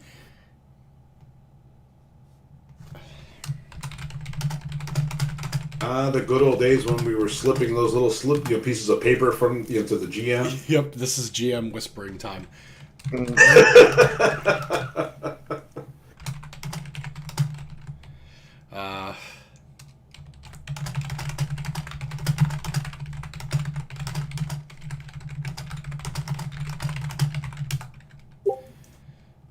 Private message time, because people are doing shady shit.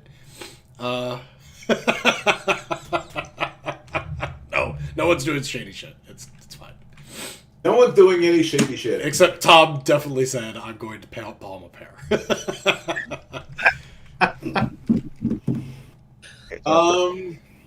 As a note, at the end of the day, when we're finally done doing all our initial tests on everyone, I'll probably eat a piece of one of the fruit myself once I've deemed it as safe enough. My curiosity is piqued. Okay. Most of your tests are inconclusive as far as whether or not this is going to be toxic to human life. It's just going to take too much time to find out. However, Arthur does seem okay. He has a slight fever, and his brain is running on all cylinders. I have the fever. Are you going to take a bite when no one's looking now? Are you going to try to steal a piece for later? I'm going to steal a piece for later, and basically once I'm in my quarters, I'll eat it then. Got it. Make an investigation check as well. All right.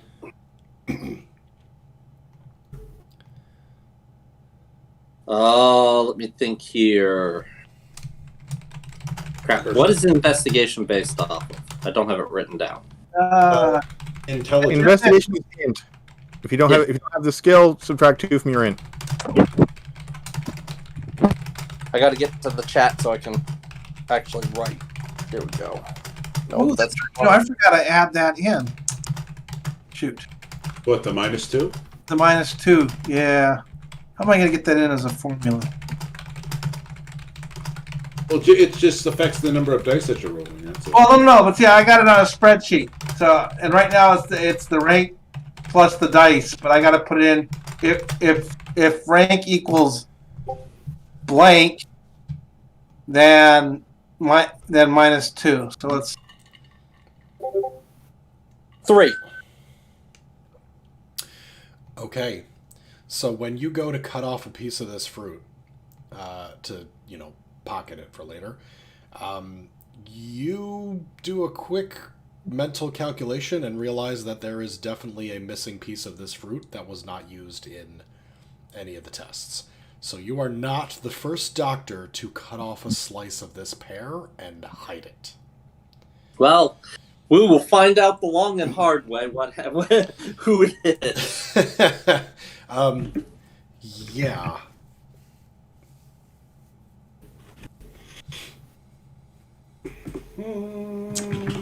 Stan, are you going to be eating that fruit now, or are you going to hold it for later when you're in your quarters or something? Later when I'm in my quarters. Okay.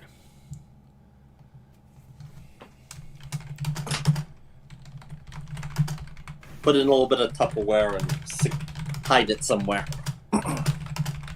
Going to put it into his juice tiger and drink it.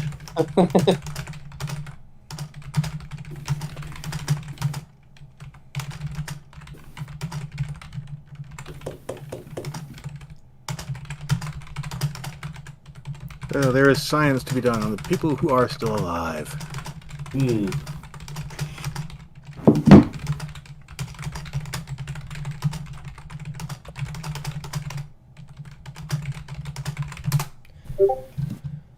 Oh, man. oops. Oh. The answer can be nothing.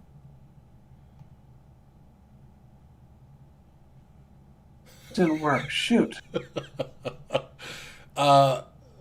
My my god! So it's an interesting streaming aspect, but hey, this is streaming is the secondary thought, as I mentioned before. Me here like typey. Oh, that's interesting. Typey. Oh god, classic D&D. Okay.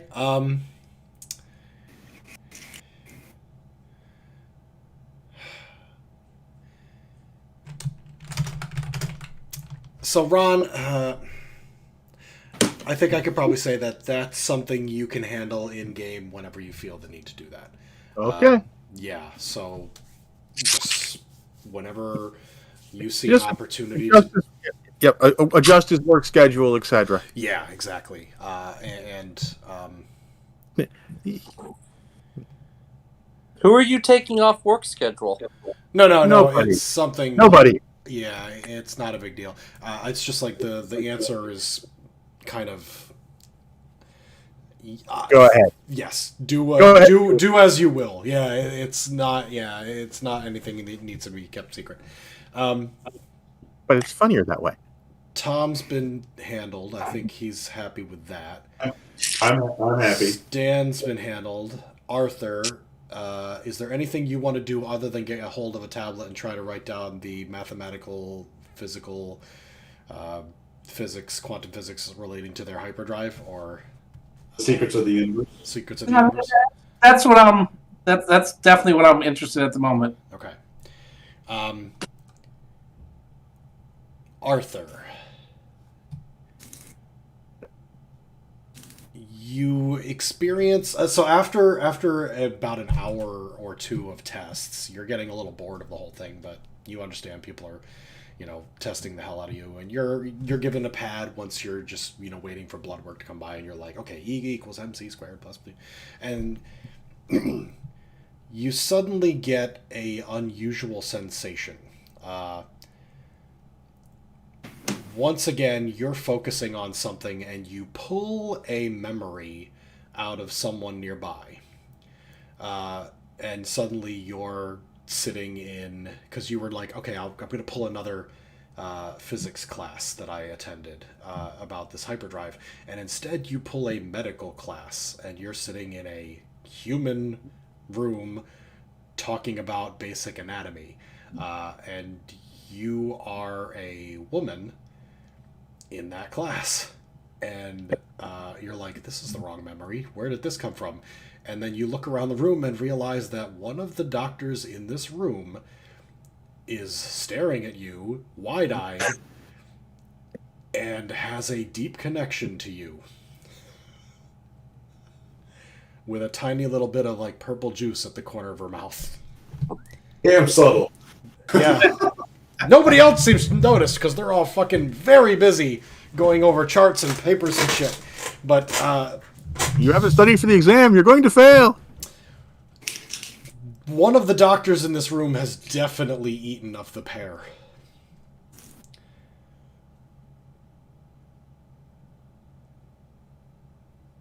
Brain plague.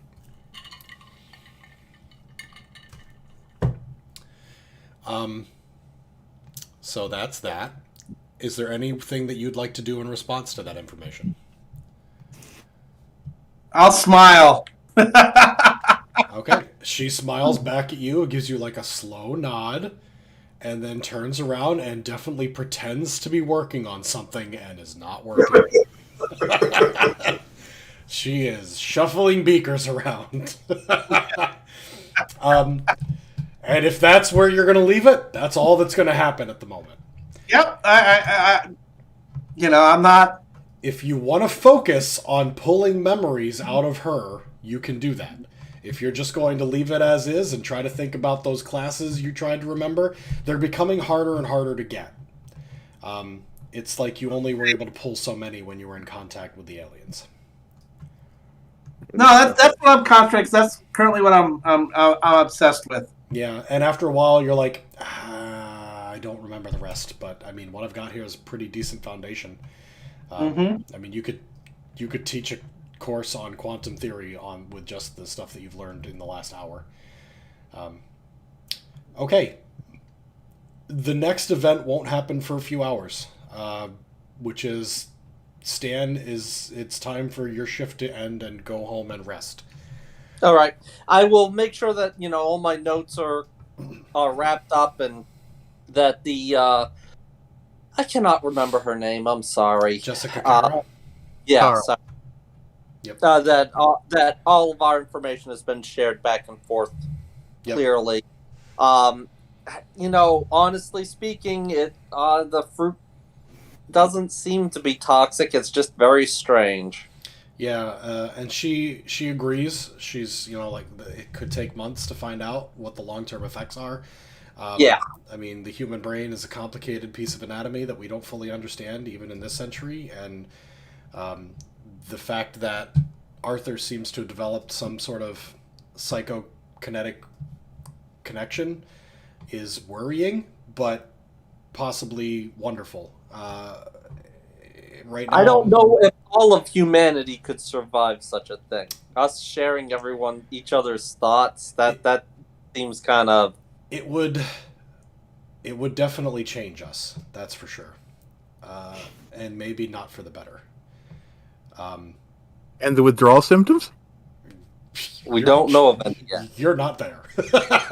But well, the problem is we haven't seen a decrease in the capability. Right.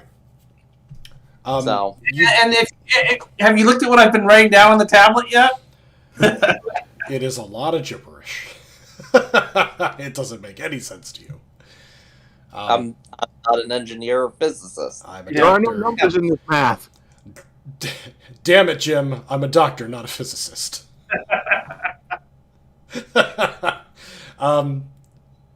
Okay. Stan, you are now basically you've broken away from all of the other chit-chatty doctors who are all buzzing about this, wonderful new line of research.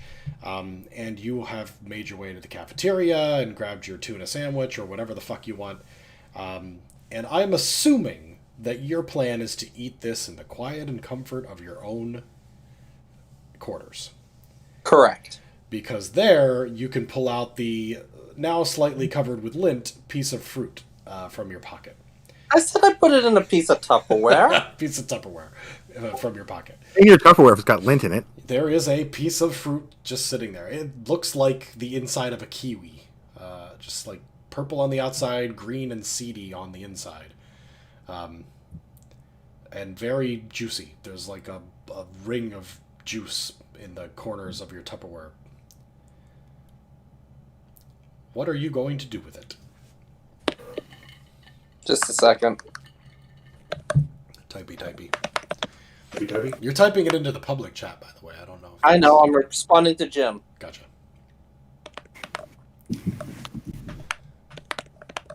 Oh, they opened it up. It's been a while since I've had to do anything in Excel.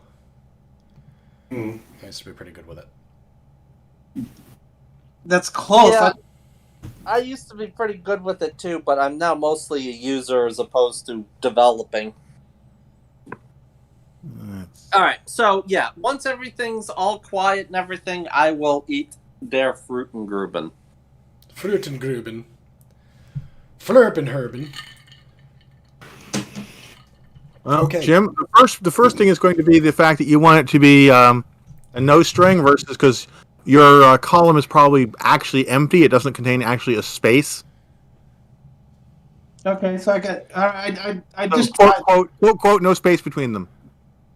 It's Same the first error. thing. Okay, so it's not a strip syntax. Oh well. Let me take a. So Stan, you eat the fruit and you do not feel any different. Okay. It's good. I mean, it actually tastes kind of pleasant. A little sweet, a little tart. Similar to like a slightly under-ripened strawberry. And you don't feel your mind expand. You don't feel a flood of memories or anything like that. You just feel normal. Huh? Probably because I'm alone. Probably because you're alone, but you don't know that. You're All right. just No. I'm being a scientist about it. Okay. I take some notes on a private pad. Yep. And then I go for a walk. Okay. And see if the LSD kicks in. You the go walls for start. a walk and see if the LSD kicks in. These edibles aren't any. Where are you walking, and for how long, and what is your goal? I'll do a ring around the Hab ring, Mm-hmm. and then I'll go down to the docking ring Okay. and do a walk around there. Okay. When you are in the Hab ring, make a investigation check. Okay. I put the wrong number in last time because I'm an idiot. It's a complicated system. There are no mistakes here. Okay. So you're just... Wait, why does it say 3-3? Oh, you did 5d4.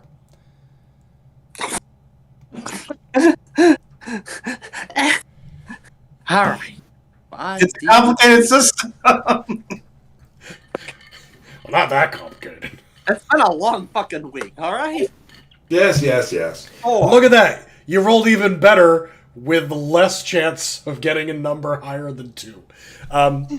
Okay, a 4 is fantastic with 5 especially, and easy enough. So as you're walking through the cafeteria, you spot a group of your fellow doctors sitting at a table, eating their lunch, their dinner essentially, and one of them, a woman that you've met a few times and had a few discussions with, is not eating quite as much as the others. She looks a little bit distraught. And as you look over her and think to yourself, I wonder what's going on with her, you are suddenly flooded with a number of memories from her childhood and her youth. And just all at once it hits you. You sort of like, you're like, I wonder what her deal is. And you then understand a lot of her deal.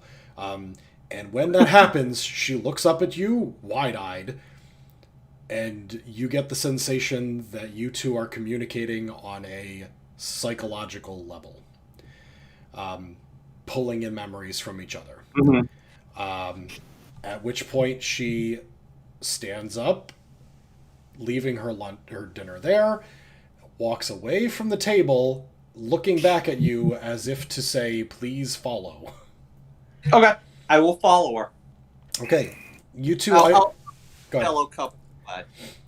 Sorry, I said I'll grab a Jello cup along the way. Jello cup. Yoink. Hom, hom, hom, hom.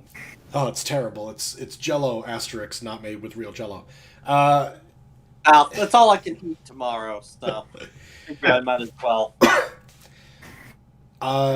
Once you guys are alone, she's like, "You ate it too, didn't you?" Just recently, yes. I wonder how many other people have gotten some. I'm sure that some of the fruit has gone missing. Oh yeah. I haven't. When I ate the fruit, I was near Arthur, and he and I started communicating, but I didn't understand a lot of it. He was thinking too much about physics and hyperdrives and shit that I don't really understand or care about, but I can feel that you have eaten the fruit as well. Are you excited? I'm curious. Let's just say this is an experiment for myself. I don't. And I take some notes. I have some of the aliens' memories. I never met them. I didn't even see them. I wasn't down there when it happened. But You may have gotten them from Arthur. Is that possible? Is that how they communicate? It seems to be. It's the maybe. I'm not entirely sure. They he was the first to eat any of the fruit, so he was right there in front of the aliens when he did.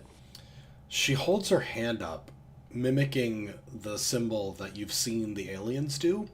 And when she does that, you then pull in some of their memories, some of the alien memories of fleeing from the wrath of, watching the rocket take off for the first time. Just a few, not all of the ones that Peter described, not all the ones that Arthur even picked up, just like some of the really important ones. And she's like, did that work? Yes. I'll rub my forehead. That's weird. It's incredible. You could teach someone a lifetime in just a few minutes. Think of what this could do for the medical field. You could just tell people where it hurts by letting them feel it. That's true. It would make diagnosis a lot easier.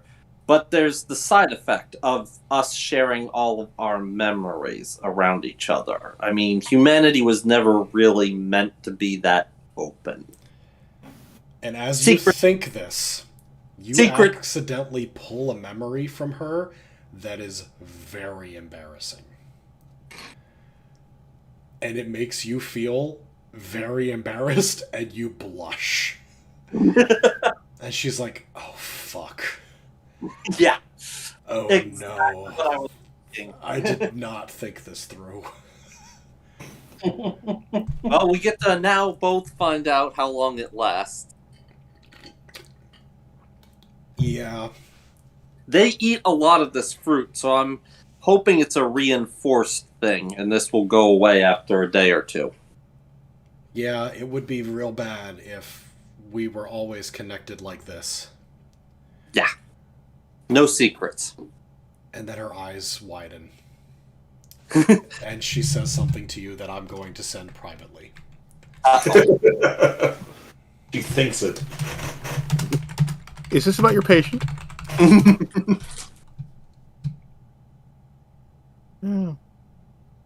I think that's your thermostat thingy.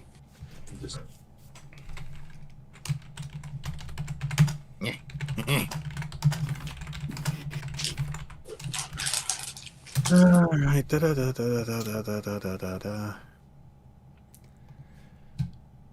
Okay.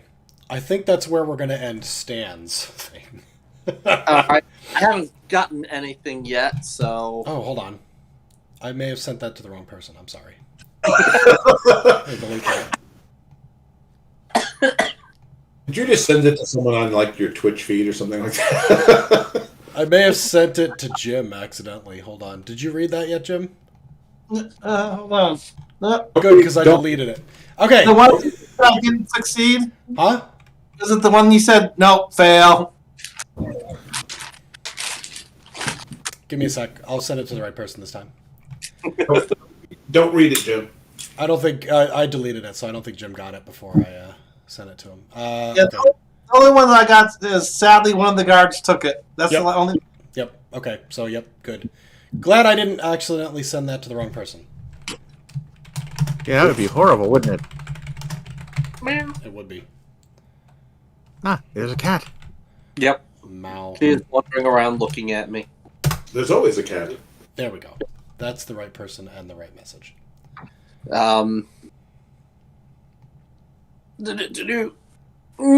Briefly, due to indiscretions. I have it back now.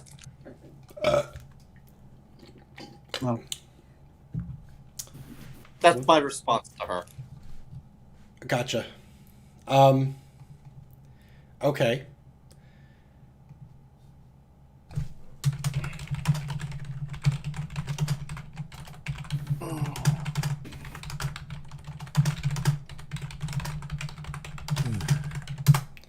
Okay, so we are about at 10 o'clock. Is there anything else anyone would like to do tonight before we end our game?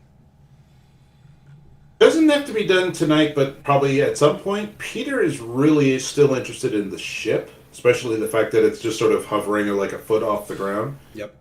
I don't know if it's under security, lockdown or whatever, but at some point, I'd like to, sort of sneak in there and take a look at the ship. Okay. It is definitely under round-the-clock security. However, at some point during the next session, you will probably get opportunities to get in there. Because that's my list. Because not everybody on the station is as xenophobic about the fruit. And at least 2 of your members have already eaten it. And if they go down there and find a guard that may wind up eating it, that is sympathetic, it would be pretty easy to be like, we'd like to get in there. And the guard be like, why? Yeah, I think that's a good idea, and open the door. So at some point, yes, you'll wind up getting in there. But we'll probably handle that next time. Okay. Also, at some point, the aliens are going to want to either leave or talk to somebody again. Because First Contact didn't go horrible, but it didn't go quite as planned. So they're going to want to... It probably won't even be long. It'll probably be a few hours later that they're going to come out and be like, hello, we'd like to come speak to you again, please. Did you eat more of the fruit? It's very delicious. As half the station goes, no, we didn't. No, we didn't eat the fruit. It's so delicious and juicy. Okay. Not creepy at all. Not at all. Anything else? 2 weeks from tonight? Let's take a look at my calendar. It might be difficult because Christmas is coming. Yep. It makes it the 15th. Let's see here. I don't currently have anything going on the 15th. I should be good for the 15th. However, I do have something going on the 16th that will make Becky angry if I play games the 15th. Oh. So I may want to skip that and go to the 29th. Yes, properly planned for your anniversary. So what? It's a Christmas party. My work is throwing a Christmas party on the 16th, which is a weird date to have it, I know, but I also work an hour and a half away from home, and it's after work, and Becky's like, you should definitely go, but I can't go with you because someone needs to stay here to watch the kids and your mother. And I'm like, well, I probably should go. I haven't seen any of my coworkers in almost 2 years. But I'm still not 100% sure that I'll be able to go. So, let's tentatively say yes for the 15th. And if I find out that I'm going to that Christmas party, I'll cancel in advance. Okay. So, alrighty. Sounds like a thing. All right. We have a plan. Stanley, are we doing board games this Saturday? Yep. That's the plan. All right. I figured it out! Yay! You did it. It's Excel. Hoorays. Space between the F and the parentheses. Thing to Sean? Yeah, no, you don't have to. I got it. My big was I'm actually using Open Office, not Excel, so the formula I thought would work isn't quite right. Gotcha. Yeah, there are subtle differences between the two. All righty. Thank you, Phil. No problem. I hope you guys enjoyed it. I actually did not write very much for this session. Well, the best you can do is some points of light things. Like, if they do this. Try to make sure this happens. What if no one eats it? What if everyone eats it? I basically wrote some dialogue up to the point where O'Hara escorts them to the station, and it's just a matter of what is everyone's motivations and how would they react from there. So this was going to be a reaction night. What are you guys doing, and how does that affect other people? So I'm glad it went as well as it did. It was fun. Because if you guys were sitting there going, I don't know, Phil, do something, it would not have gone well. I need a disaster plan. Yeah, three of us all took the I'm not putting my dick in that. Any role-playing game where you can refer to not putting your dick in something is probably a great game. So, Whams. have you heard that story, Jim? Yeah. Yep. Okay. Yes, Phil is now going to be quoted probably for the rest of time because I love the quote. I quote myself on that one. I'm not going to put my dick in that. Phil, 2015. Yeah, it was something along those lines. Like, no, I'm not putting my dick in that. Okay, we're good. Do you see all of the severed hands around the statue? I'm not putting my hand in the statue.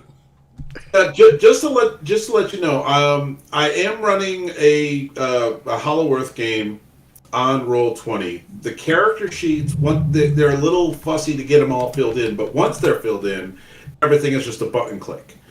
So instead of typing 5D2 greater 2 or something like this, it helps. But I don't know what people's opinion of Roll20 is. But I mean, I personally don't like it, but all right. But yeah, the character sheets are actually Make a pretty new good. macro for everything, or Yeah, I mean, you just have to take the time to build the character sheet. That's all. Oh shit! Um, These aliens but- kind of look like the ones that I have. Yeah, I think what we have right now is working pretty well. I know. I know that people have occasionally fat fingered the rolls, and by occasionally I mean about 50% of the time. You have to redo it, but it's fine. Happens. There's not a lot of rolling in what we're doing, so it hardly happens. So, It works. All right. it works. Well, good night, everybody. good enough. Good night, everybody. I'll see you in 2 weeks or 4 weeks, depending on Christmas. Make Gotcha. preparations go sane. Bye-bye. Bye. Okay, and I should probably put that up. That's all I wrote for tonight. Let me jump over to here. Oh god, the webcam's not working. God damn it, because Discord has it fucking locked down. Maybe if I'd have to reboot. Well, that's tits. Anyway, so what I'm going to do, it's 10 o'clock, and honestly, I'm not feeling great. I have a bit of a sore throat. I'm feeling pretty tired, and I haven't seen much of my wife today. So I'm going to go ahead and head off to bed rather than do a miniature post-stream stream. So thank you guys so much for joining me tonight for my very nerdy night, playing some role-playing games. I will not be streaming this weekend as I have prior commitments. So that would be Monday, possibly. I did tell my wife, because of the prior commitments, that if she really is annoyed by the fact that I am going to be working late on Friday and then I have D&D on Saturday, that I'll spend Monday with her to sort of make up for the fact that she's losing me for Friday and Saturday. She may decide to do that, maybe not. I don't know. I have no idea. It's all up in the air. But at the very least, I will see you guys sometime next week. Have a good night, and yeah, I hope you enjoyed that, and I'll see you next time.